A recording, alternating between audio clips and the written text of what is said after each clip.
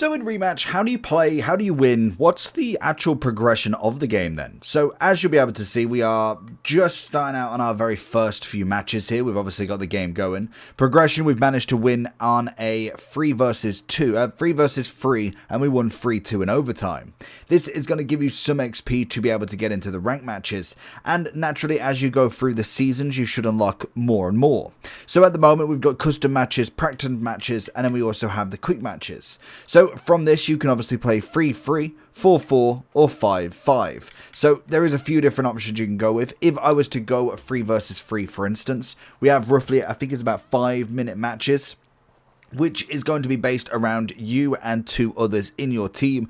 Obviously, if you wanted to do this with your friends, you'd go into the custom matches, and I'll show you in a different video how you do that one.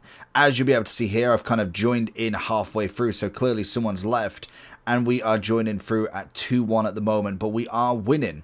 And you'll be able to see that we can obviously play in net and also outfield. It is rush goalkeeper, which means basically if we do go into the net, into the portion, then obviously we will, we will obviously, get away from him. We will obviously go ahead.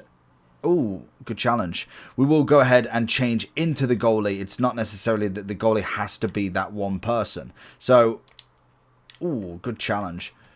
And we're going to try go again. He's going to come across. Nice challenge. So if obviously he does come out of net, for instance, right now, then obviously we would be kind of our goal, and we'll be able to pick it up and do the goalkeeper stuff, which is always interesting in itself to be able to play that rush goalkeeper. As obviously it's a different factor compared to FIFA. It's not like anything. Wow, it's not like anything we've seen before. And obviously, as it comes to the aim of the game, you've obviously got to go ahead and try and do as much as you can. If we can run away from this guy, even better.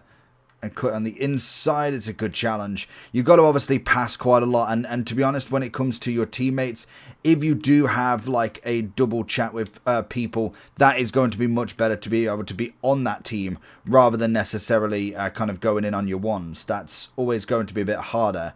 Good hit, good save. So naturally there, I would look for potentially somebody to be able to sweat the ball to, be able to get the pass off, because naturally, like over here, he'd know that if we've got the freeze, then we could go against the goalie. He's going to go for the shot instead, and we know we've got a decent goalkeeper holding it out. So the goalkeeper wants to pass to me, really, if he can. Oh, he's overshot it.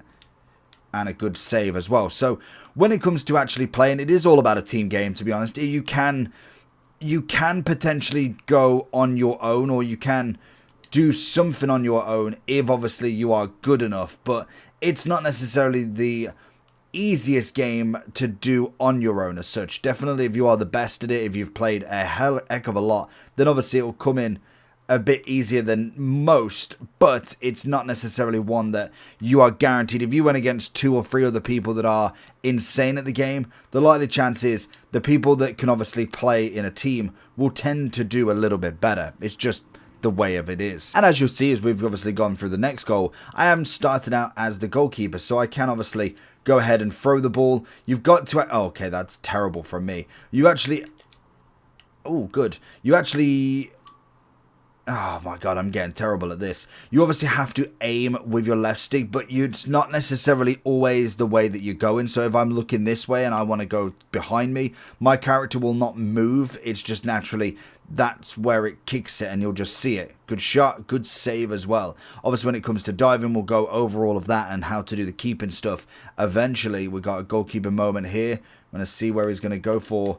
And I am a terrible goalkeeper, so don't look at me. I'm not going to show you how to be a goalkeeper, but in general, you've just got to watch where they're going as such. Sometimes they'll get you near post. It is just LT and obviously Y.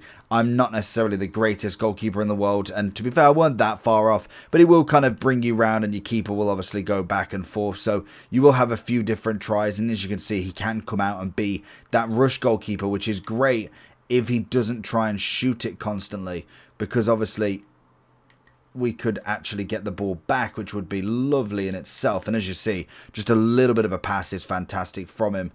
And you've always got to keep, and that's a beautiful goal in itself, you've always got to keep an eye on the ball. It's very difficult to keep going round, but it's as simple as that, really. It is a lot of teamwork more so than anything, and it's not necessarily going to be one game that lasts forever, but it's a fun game for the moment.